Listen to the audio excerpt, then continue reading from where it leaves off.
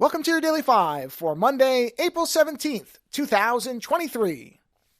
The Criterion Collection streaming service, the Criterion Channel, added a category, I think a few months, maybe longer now ago, called Afrofuturism. And one of the movies in that collection I've already reviewed, which was the Sun Ra film Space is the Place, which if you haven't seen that, you really should, because it is a remarkable cinematic experience.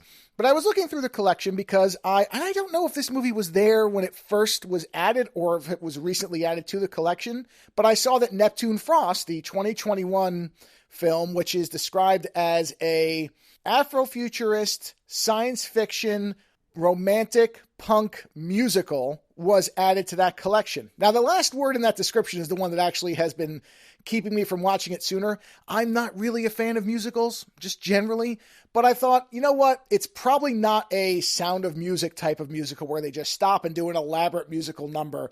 It probably is something that is more organic to the movie. So let me watch this because I've read so many good reviews of it. And it looked from the trailer really visually interesting. So I thought if nothing else, I'll get some really good visuals out of this. So I've watched it, and number one, it is definitely not a standard musical. The musical numbers are very organic. They make a lot of sense.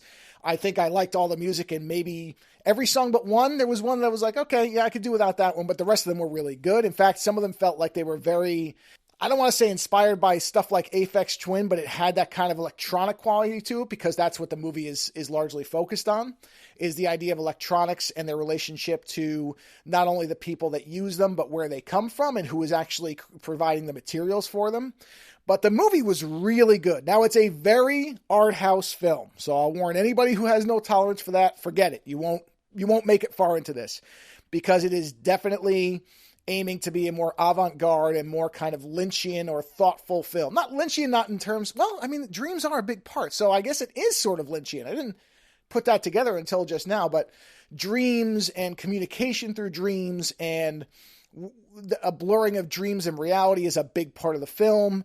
There's also a lot of information and kind of opinion on gender roles in society, the privilege versus not. I mean, there's a lot in this movie. It is a heavily message political type of film. So if any of that sounds bad for you, then you shouldn't watch it because this is a movie that absolutely is saying certain things and has no tolerance for anybody who thinks otherwise. So I thought it was really good. The visuals are spectacular. Putting everything else aside, even if you were to put this movie on mute and not look at the subtitles, it is subtitled, you would still get a lot out of it just from the visuals. It's an interesting movie because I try to figure out what I can equate things to for people, because it's always good to have a frame of reference. And the things I kept thinking about watching this movie were, I didn't think about the David Lynch thing really specifically until just now. I thought there were Lynchian elements in some of the kind of camera work and the fact that there are things that are not explicitly explained. You know, that was always there, but there is that dream element. So there's that. There's a Lynchian quality to it. It also feels like not only a movie that was inspired by The Matrix in a lot of ways, but is also an anti-Matrix film at the same time, which I think is great. It is, as I said, a political film in a lot of ways. It is definitely stating multiple different things that some people are just not going to agree with. So I have no doubt that outside of the fact that it is a very art house film, not only will that put some people off, but this will be a polarizing film for some audiences. So there is that. But I thought it was really good. Again, for somebody like me who doesn't like musicals all that much, the musical parts worked really well. The visuals were really great. It's got this very lo-fi sensibility, which is interesting because one of the centerpieces of the movie is how high technology is made, or, you know, advanced technology, where it comes from, who's providing those materials, and how it relates to people in both positive and mostly negative ways in the case of this film. So the movie has a lot going on. And again, it doesn't really bother explaining certain things. It expects you to keep up. It's not totally ambiguous. It's not like you won't know what's going on. There is exposition that explains certain things, but there's also elements that are meant to just be taken as what they are.